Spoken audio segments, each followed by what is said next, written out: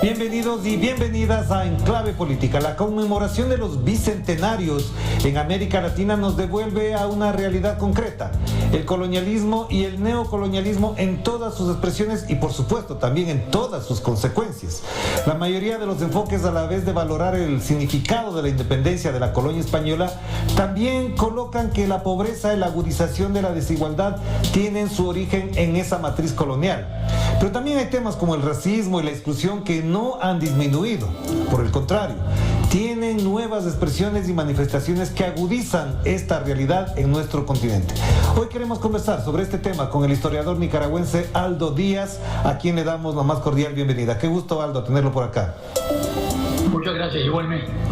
Una pregunta que cabe en estos temas es: ¿qué significado le damos 200 años después al Bicentenario? ¿Hasta dónde en este momento, en el año 2021, el Bicentenario adquiere otra connotación de la que le han dado, por ejemplo, en el siglo XIX y a lo largo del siglo XX? A mí me gustaría empezar aclarando la diferencia ideológica entre la independencia del sur y la independencia del norte. Son cosas completamente distintas. En el sur siempre se planteó una independencia republicana, excepto San Martín, que ya sabemos que tenía una orientación monárquica. Pero no quiere decir que esta orientación monárquica fuera una monarquía asimilada o dependiente de la monarquía española.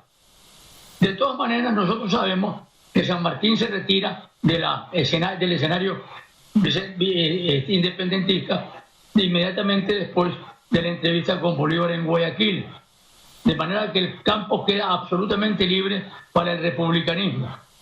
Y ya sabemos que Bolívar le dio un contenido particular, no le dio un sentido francés ni le dio un sentido norteamericano, dio un sentido propio. La única constitución originaria de América Latina propia es la de Simón Bolívar. En el resto, en el norte fue distinto. En el norte siempre se planteó una independencia monárquica, promonárquica, dependiendo de España. Incluso en el plan de Iturbide, ratificado por los tratados de Córdoba, se le da al rey de España la soberanía sobre México independiente. Una aberración, pero así fue. Además, existe un elemento que los historiadores no recogen.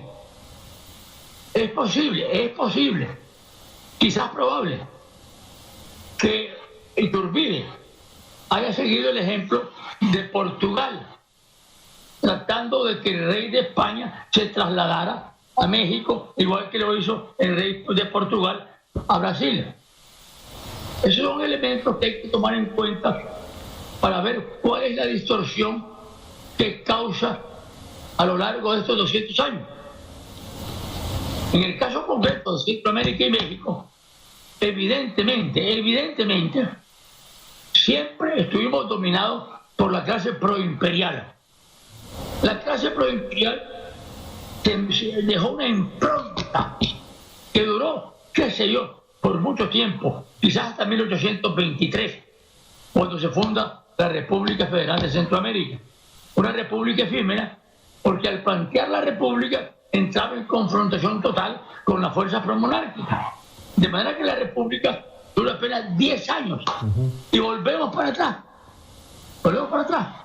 Entonces, la historia convencional ha estado marcada precisamente por esa impronta proimperial. Claro, pero entonces le pregunto, Aldo, a propósito de esto, efectivamente, si esa impronta queda marcada, ¿usted cree que efectivamente ya hay mayor conciencia en la clase política, en la clase empresarial, en la intelectualidad, incluso en los sectores que de alguna manera generan corrientes de opinión, un relato político, de que efectivamente estas conmemoraciones no pueden pensarse como una verdadera celebración o apología de la independencia, sino como la continuación de la lucha que emprendieron los pueblos ancestrales cuando llegaron los españoles? Exactamente. Hay un elemento en Nicaragua, concretamente en Nicaragua, que debo subrayar. nosotros, los nicaragüenses, nacimos a la historia occidental con una unidad tribal, con una identidad territorial, porque probablemente en Nicaragua es el único territorio de posesión española que cuando llega el conquistador, las tribus principales se unen para combatirlo y logramos echarlo del territorio. Nosotros tenemos pues también una impronta, disculpe que repita la palabra impronta, que viene desde la conquista en la lucha contra los imperios. Pero ahora quiero recordar una expresión de Bolívar. Bolívar dice que la independencia es el único bien que hemos logrado. ¿Por qué dice Bolívar que la independencia es el único bien que hemos logrado? Porque la independencia nos dio el estatus de Estado-Nación. El Estado-Nación con todos sus atributos, la soberanía, la independencia, la libertad, y la libertad para continuar la lucha y lograr la independencia económica y social. En eso estamos, en eso estamos. Nosotros no podemos conmemorar la independencia, porque esta conmemoración es una conmemoración que está impuesta por los promonárquicos, estoy hablando del norte. Entonces, Aldo, le pregunto una cosita para puntualizar y, mejor dicho, amplificar el comentario suyo. ¿Esta conmemoración adquiere tintes neocoloniales también? Le pregunto, porque efectivamente, si se instala en esa lógica y en esa narrativa, efectivamente estamos hablando de una conmemoración neocolonial.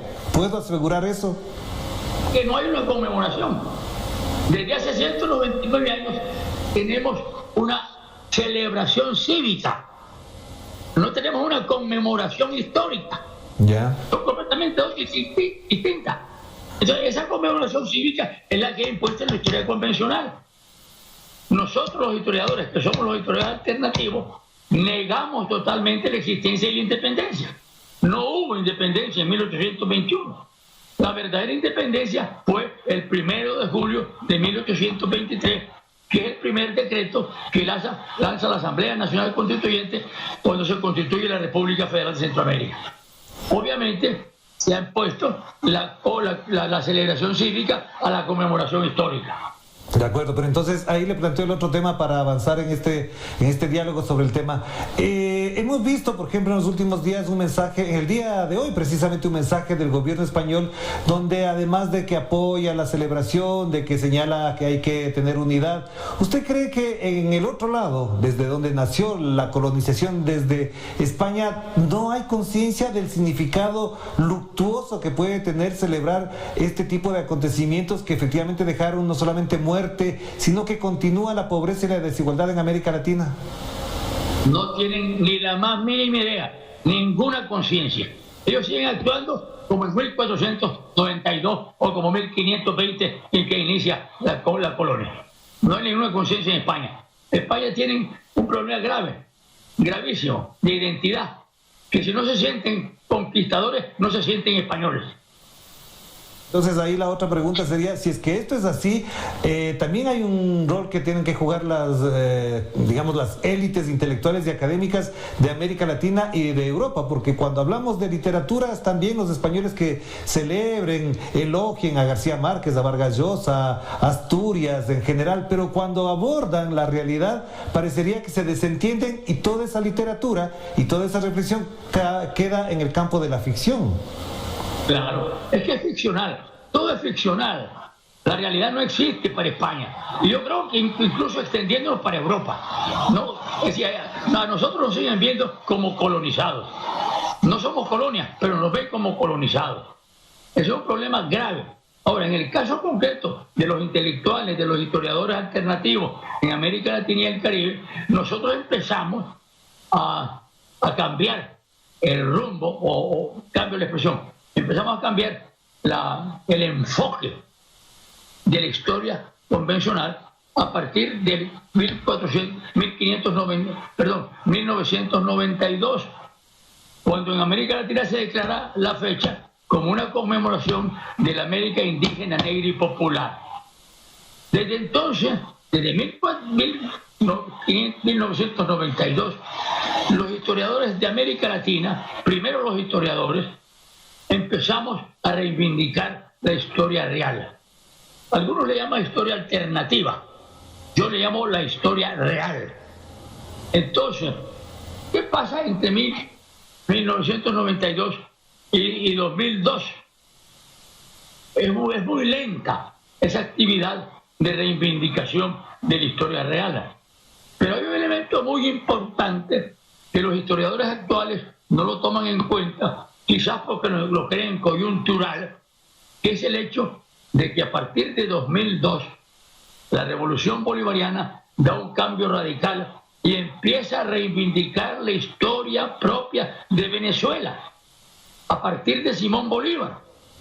Y eso da un ímpetu tremendo a los historiadores de América Central para acelerar el estudio de la historia real.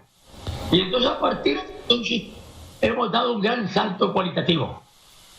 Claro que sí. Hagamos la primera pausa, Aldo. Le invito para hacer la pausa y enseguida volver sobre dos temas de orden actual, digamos, estos bicentenarios en la perspectiva histórica, pero también el neocoloniaje en función de las hegemonías políticas. Hagamos la pausa y enseguida volvemos con Aldo Díaz, historiador nicaragüense, con quien conversamos desde Guatemala. Hagamos la pausa.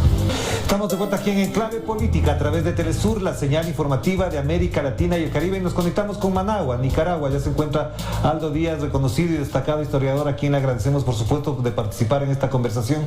En cuanto a la celebración centroamericana del Bicentenario, ¿cómo valora usted el estado actual de esa región de América Latina, tomando en consideración lo que usted mencionaba? Es decir, siempre hubo la intención de una integración, siempre estuvo planteada la posibilidad de una unión que al mismo tiempo genere otros procesos de orden político y económico. Y lo segundo es si los liderazgos se acentúan más en esa lógica del siglo XIX, de que son efectivamente controles políticos de grupos muy cerrados que no van a dar paso a una integración, porque con eso además no podrían legitimar su poder político y económico.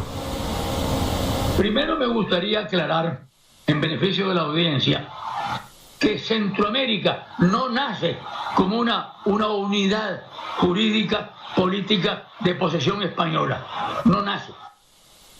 España nunca consideró el istmo centroamericano como un territorio único y en consecuencia nunca creó una instancia oficial española de autoridad para el istmo.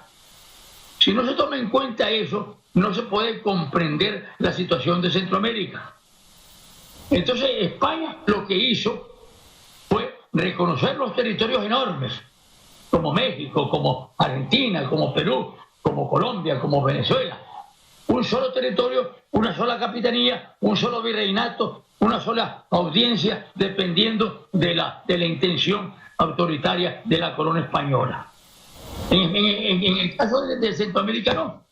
En el caso de Centroamérica teníamos el virreinato de México, que entonces se llamaba Nueva España, y la gobernatura de Panamá. Estas dos entidades españolas entraron en conflictos por una sola razón, porque desde la conquista, en el caso de Nicaragua, se estaba buscando la ruta de comunicación interoceánica. Entonces el pleito era por encontrar esa ruta, de manera que estos conquistadores empiezan uno a bajar hacia el sur y otro a subir hacia el norte y dividen el territorio de acuerdo a cómo iban llegando. Y como ya sabemos, los conquistadores se apropiaban de todo, de manera que nunca nacimos como una unidad. La unidad es posterior y la unidad se convierte en objetivo por la falta de institucionalidad y por la pobreza.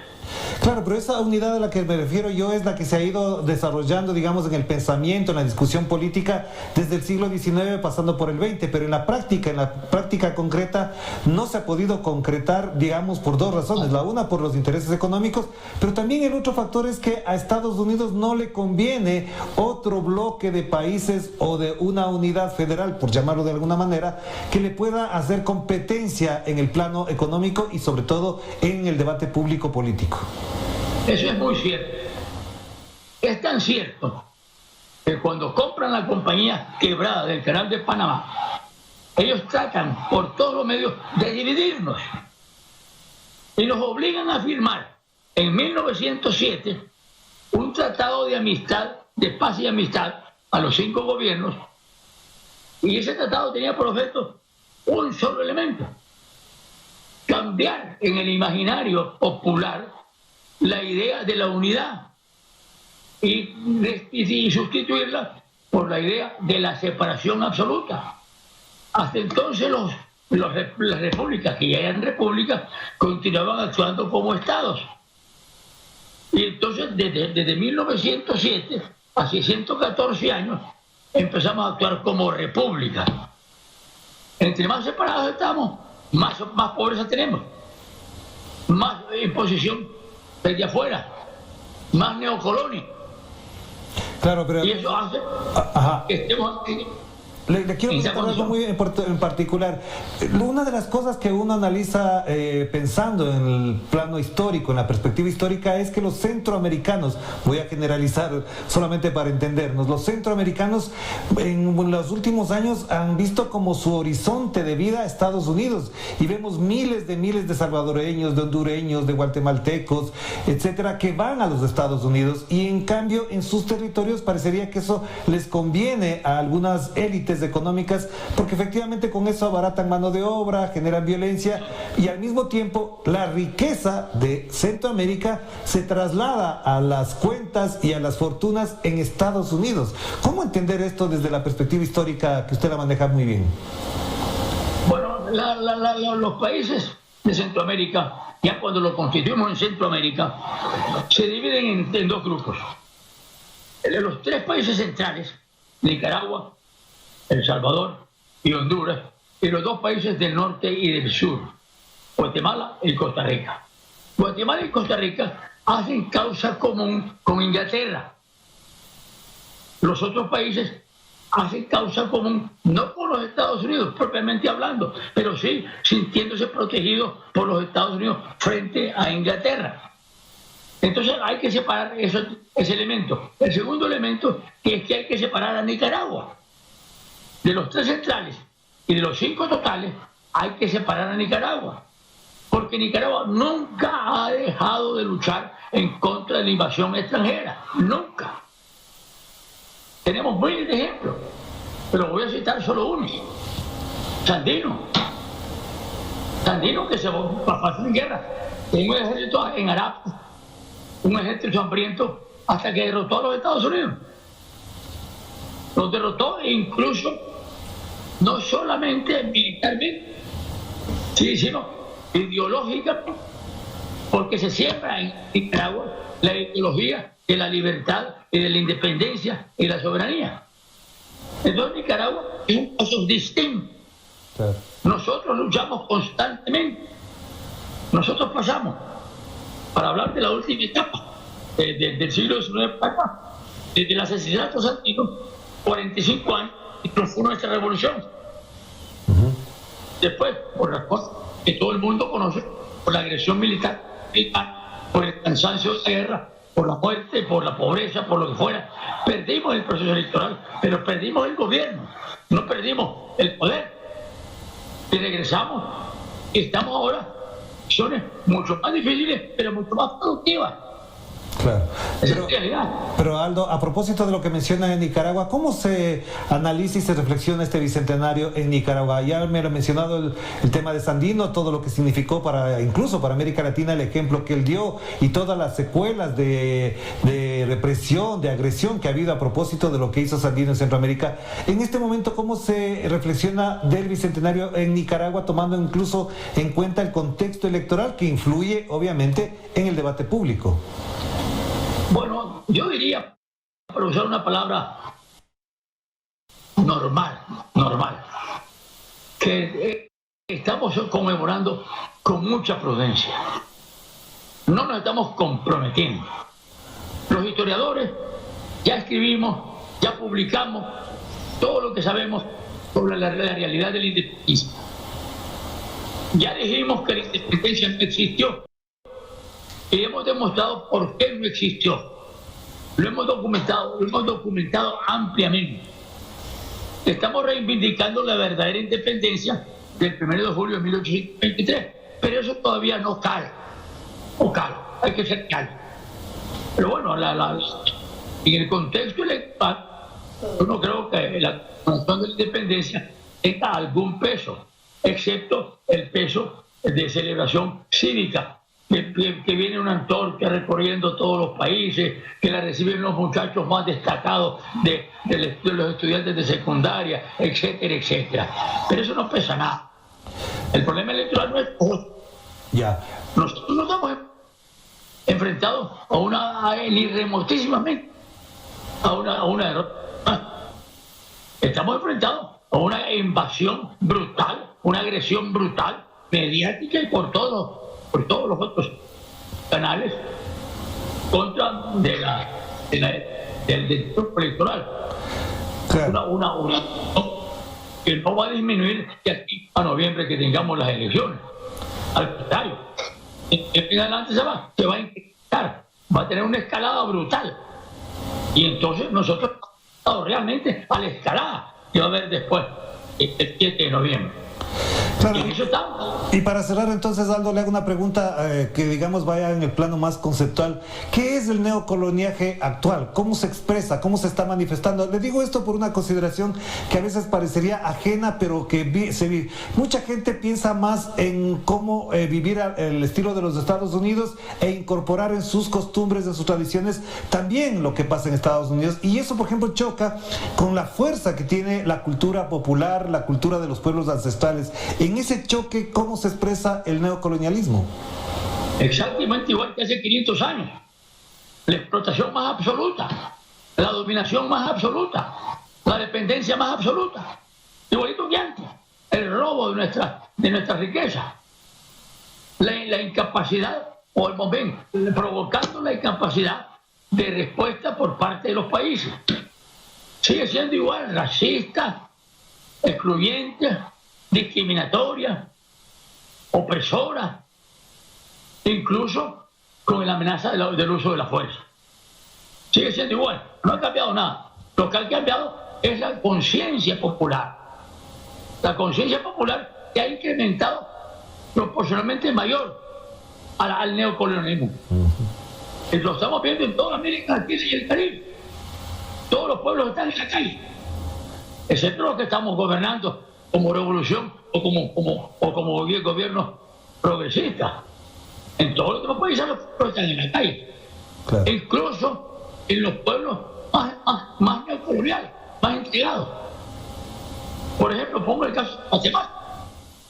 2/3 de la población es indígena y estaba relegada permanentemente por muchísimos años. Y ahora se está expresando constantemente en favor de una verdadera república. Claro. Ya están impugnando la conmemoración de la independencia. Así es. Muchísimas gracias, Aldo. De verdad, muy importante lo que acaba de mencionar. Tendríamos mucho que hablar con usted y le agradecemos por la atención que nos ha dado. Gracias a ustedes. Un abrazo. Gracias a Aldo Díaz. A propósito de este tema, efectivamente hay mucho que conversar. Estos bicentenarios nos ponen por sobre todas las cosas a pensar en la perspectiva histórica del significado que tiene el rol que juegan nuestros pueblos ahora, en el siglo XXI. No lo que pasaba hace 2 siglos, que efectivamente hubo un acontecimiento histórico, y el valor que tuvo efectivamente para América Latina, por ejemplo, un Simón Bolívar que se actualiza cada día más. Nos despedimos. Cuídense mucho, que la pasen bien. Chao, chao.